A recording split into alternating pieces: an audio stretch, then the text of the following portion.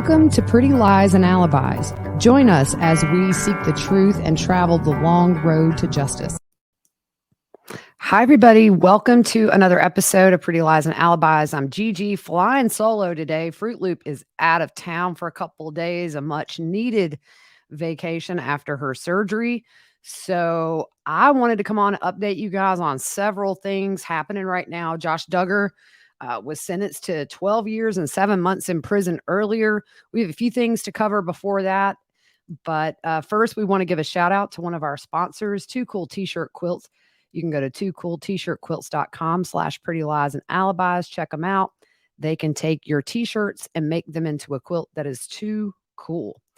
All right. So first, we just want to say that today would have been JJ Vallow's 10th birthday. And very bittersweet day, I know, for Kay and Larry Woodcock and Crusha and his dad, Todd, and everybody that knew and loved that little guy.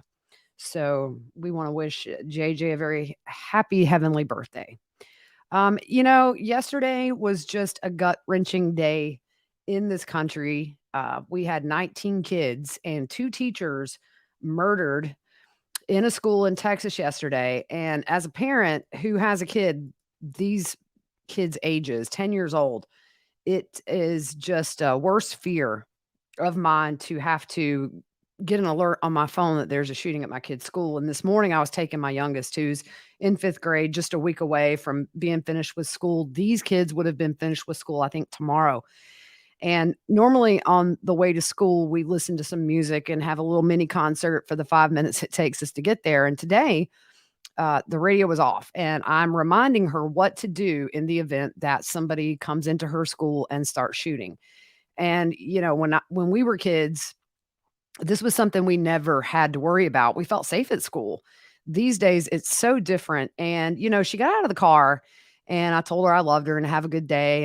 And she got out and turned around and smiled and waved. And it just hit me like yesterday, 19 parents did the same thing. And by that evening, 19 parents are standing in a line to give DNA to hopefully identify their kids and have some answers as to where their kids were. And it's just unfathomable. I don't know really what to say except, I mean, it's heavy stuff, y'all. And it's not getting any better. So just love and light to those parents. It's got to be the worst thing in the world. I can't even think about it. So anyways, all right. So moving on, been following this all day. Josh Duggar finally sentenced to 12 years and 7 months in prison for possession of the child abuse materials. It's actually ended up being 151 months. Now, the average on a federal level for this kind of charge is, I believe, I'm trying to pull it up here, bear with me. It's like 80 something months, I believe. So he got well above what the average is, 81 months. The average sentence for this particular crime is 81 months. He got 151 months. And if you guys remember, he was found guilty in December in a 2-week trial. And he turned down a plea deal. So 20 is max. This is sort of what a lot of lawyers sort of estimated he would get at sentencing. And there is a criminal defense attorney on Twitter named Katie Esquire. And I asked her about early release, and she said that the last 6 months are usually in a halfway house in federal cases, but he'll have to serve 85%, which would kind of be between 10 and a half and 11 years. So the judge set some terms for his release. He will have 20 years of supervised probation. He cannot be around minors. He will have a child that will still be a minor when he gets out of prison. And no internet access. When the sentencing was handed down, he showed no emotion. And the judge called the crimes the sickest of the sick. Anna and his wife, Anna, and Jim Bob, his dad, were said to be emotionless. He had some other siblings there, Joyanna and Jason. They said they appeared to be sad when the verdict was handed down, but they didn't interact with any of the Duggar family when they left. And from what the U.S. Sun News reporter who was inside the courtroom said, that they actually sat on the back row of the prosecution side. So where will he go? There's one of two places that the judge will send him. One is in Seagoville, Texas, or Texarkana, Arkansas. And the Seagoville prison, according to the judge, has a very good sex offender kind of program to, over the years, try to um, work with Josh to get to the root of this and reform him. But it will depend on availability at that prison, whether or not he goes. And that will not be mandatory. So it would be up to Josh if he wanted to participate in that program. So, in their argument, the prosecution said that Josh is likely to reoffend, saying he has never received treatment for his addictions, has had no accountability, and has molested minors in the past, which we know are his sisters. Judge Brooks said that Josh has a history of sexual abuse, and he said he couldn't get one particular image that Josh had downloaded out of his head, calling it the sickest of the sick. And Josh declined to make a statement. He has 14 days to appeal. He was also ordered to pay $50,100 in fines that has to be paid within so many months of his release. And so let's kind of go through what we know about what transpired in the courtroom today. Initially, the reporter for the U.S. Sun News said that Josh was said to be in happy spirits and joked with the judge's clerk. He turned around and spoke to Anna several times. When he came in the courtroom, Anna gave him the I love you hand symbol. And cousin Amy actually gave an interview to the U.S. Sun and said she wanted the harshest sentence possible for Josh. Yesterday, a judge denied the defense request for a dismissal or a new trial, saying in his written ruling that Mr. Duggar's argument lacks merit, as there is ample evidence he viewed the images of child pornography. We like to call it child abuse materials. Children do not have a choice whether or not they participate. So I'm just reading verbatim what he said, that had been downloaded to his business computer. The court this morning officially vacated that second count, which was the lesser charge of possession of possession of child abuse materials. It was dismissed without prejudice, meaning it's over. He cannot be retried for that, can't be brought back to court. That was actually an agreement between the defense and the prosecution. So both sides agreed to drop that count. So the defense had some arguments. This took hours. We're just now finishing up. It's 3:45 Central Time where the hearing took place. Started around 9:30. So it's been all day. And one of the reasons is there were 22 objections to the pre-sentence report that was given to the court to consider sentencing. And so some of the things that they argued, they maintained his innocence and used the conduct section of the pre-sentence report. This was overruled. The judge says it's too broad. They argued that the victims involved in the materials were not personally victimized by Josh, and that was overruled. And I'm glad, because every single time that this stuff is sent and distributed across the internet, that victim is re-victimized, whether it's in person or not. And I thought that that was a really low argument. I guess defense attorneys do what they have to do, but to say that a child is not a victim every time that video is shared, to me, is just, it's not the way it is. They also objected to a level 2 enhancement that Josh knowingly engaged in distribution of child abuse materials, which was sustained. The judge said the state did not meet their proof of showing that burden. There was an objection to a level 4 enhancement for sadistic, masochistic conduct, arguing the testimony was inconsistent testimony at the trial in which the files were downloaded. The judge said the argument was frivolous and overruled that. So there was an objection to a level 5 enhancement. So you have 5 levels of enhancement, and the higher the level of enhancement, it plays into how long the judge can sentence you. So obviously every increasing level up to 5, you get more. Josh was at a 4. And this level 5 enhancement for pattern of activity, which related to molesting his sisters, somebody's at my door, and he was never charged with molesting his sisters. The prosecution argued that Bobby Hoyt's testimony of hearing his confession years ago showed a pattern of behavior, and that objection was overruled. The pre-sentencing report essentially is an expert assessment of the nature and causes of an offender's behavior, the risk they pose and to whom, as well as an independent recommendation of the sentencing options available to the court. So initially, they had him as downloading 725 known images on his computer. So the level 5 enhancement requires that it be at least 600. So initially, it would have fit a level 5 enhancement.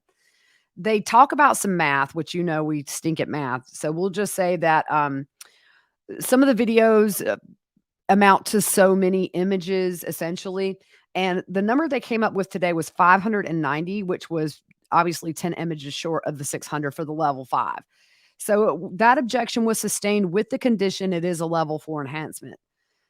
They His attorneys objected to the Ashley Madison scandal coming in, saying it proves moral shortcomings and an addiction to pornography.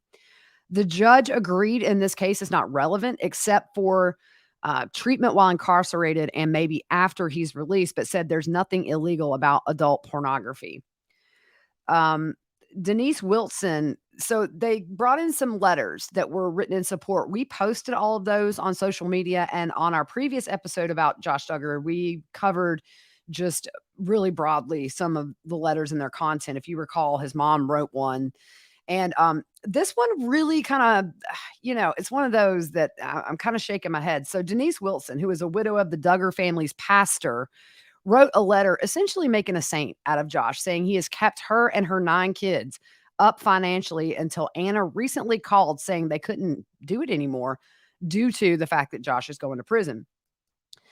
And I'm certainly sympathetic to anybody that loses a spouse. It happens every day. One parent is left with children on their own due to the death of a spouse.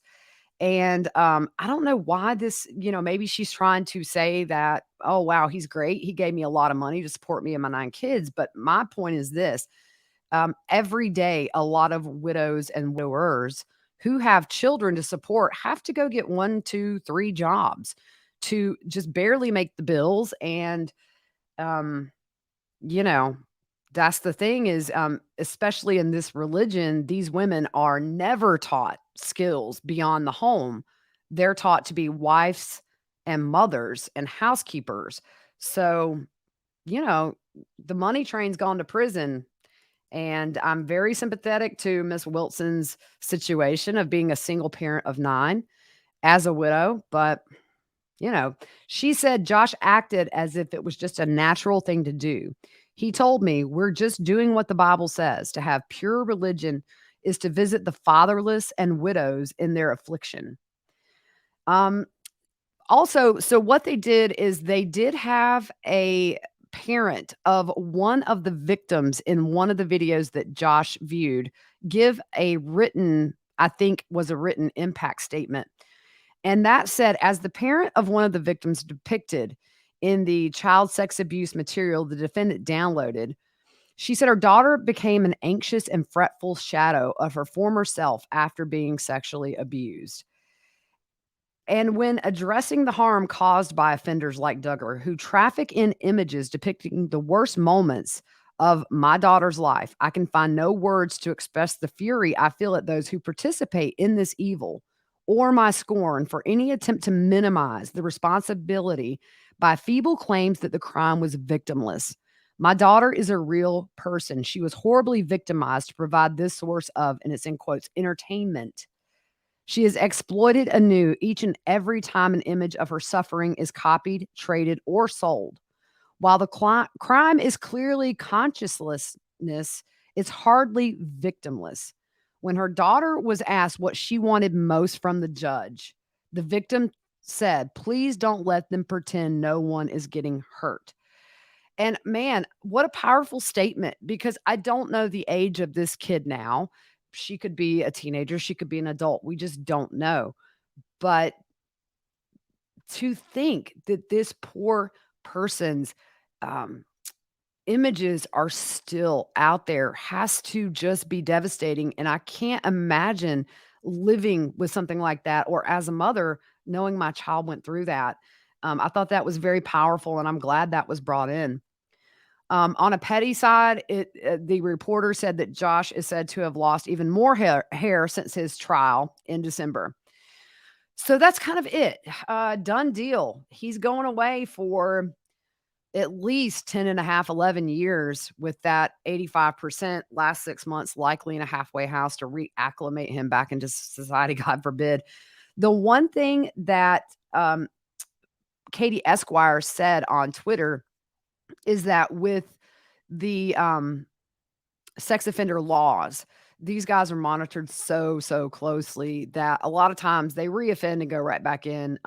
He's not going to be out for a while, but when he does get out, let's hope that they keep very close tabs on him. I'm not optimistic he will be cured in prison. He's been doing this since he was 15. At least we know at 15. God knows before then or in between them that we don't know about. So that's it.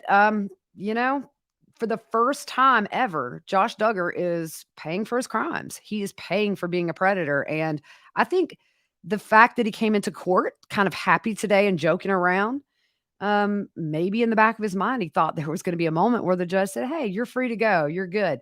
Sorry, buddy. See you in 10 or 11 years." Real quick, an update on Kaitlin Armstrong. Not much new other than the big fact that they revealed today that Kaitlin Armstrong was seen 3 days after Mo's murder around 12:30 p.m. May 14th, leaving Austin, Texas on a plane to New York with a connection in Houston. She flew into LaGuardia Airport. This is the day after she was questioned by authorities. If you remember, they had a misdemeanor warrant and the warrant was not valid, so they let her go. The arrest warrant wasn't signed until May 17th, so she was able to fly undetected. I don't understand why they didn't have surveillance on her, but I know for the arrest warrant, they probably were waiting on those ballistic reports from the shell casings found at the scene compared to the gun that her boyfriend Colin had bought her. And we know they said that was a match. I mean, the thing is, she could be anywhere now. And people that knew her say she was well traveled and she had traveled internationally extensively. So her dad, Michael Armstrong, yesterday morning was on Good Morning America and said, "I know her. I know what she believes, and I know she would not do something like this. There are a lot of unanswered questions. We love you, Kaitlin, and we're going to figure this out."